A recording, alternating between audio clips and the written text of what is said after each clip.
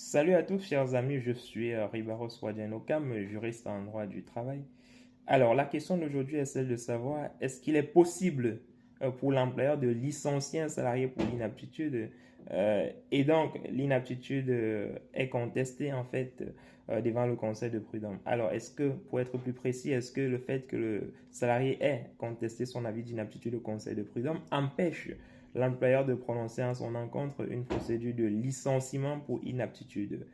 Alors, d'un point de vue purement technique, d'un point de vue purement juridique, rien n'empêche à l'employeur de déclencher derrière une procédure de licenciement pour inaptitude dès lors qu'il a reçu du médecin du travail, dès lors qu'il a reçu du médecin du travail un avis d'inaptitude qui fait état ou qui fait le point, n'est-ce pas, sur la situation de santé du salarié, qui indique si le salarié est apte ou inapte à reprendre son poste de travail.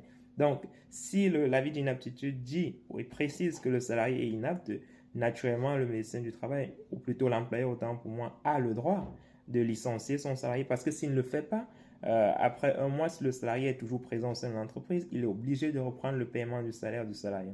Donc, pour éviter peut-être de se retrouver dans cette situation-là, l'employeur a le droit de déclencher derrière une procédure de licenciement pour inaptitude.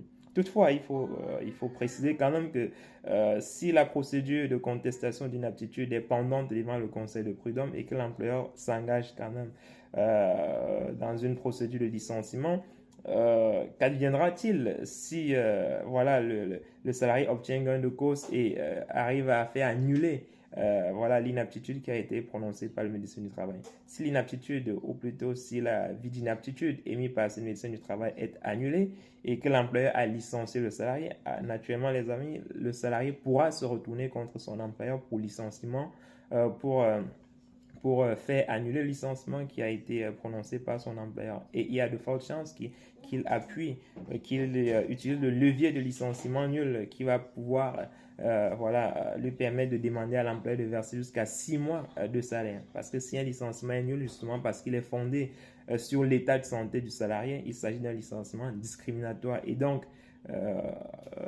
possible, n'est-ce pas, pour l'employeur de verser derrière une indemnité d'au moins 6 mois de salaire.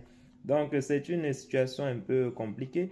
Moi, je pense que pour faire les choses correctement, si le salarié notifie à son employeur, n'est-ce pas, avoir contesté l'avis d'inaptitude émis par le médecin du travail, pour moi, il me semble judicieux pour l'employeur notamment de patienter jusqu'au rendu de la décision du conseil de prud'homme. Et une fois que le conseil de prud'homme aura statué sur la demande du salarié, l'employeur pourra, au vu de la décision du conseil de prud'homme, adopter, voir dans quelle mesure voilà, il pourra soit licencier le salarié, soit le maintenir dans les effectifs.